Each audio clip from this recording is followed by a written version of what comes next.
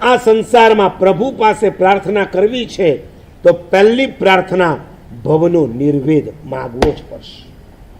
સંસારમાં જેને આનંદ આવે એ જય વીરાય બોલવાનો અધિકારી નથી. સમજાય?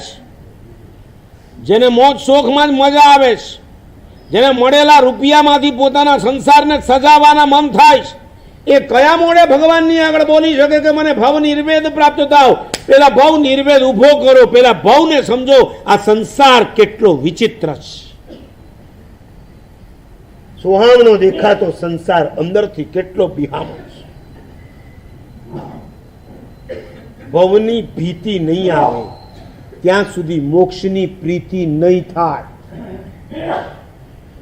સર્વ કર્મનો ક્ષય કરીને જે મોક્ષમાં જવાનું છે એ મોક્ષનો તમને પ્રેમ ઉભો કરવો છે, પણ મોક્ષના પ્રેમની પહેલી કન્ડિશન સંસાર પ્રત્યેના ફરજ.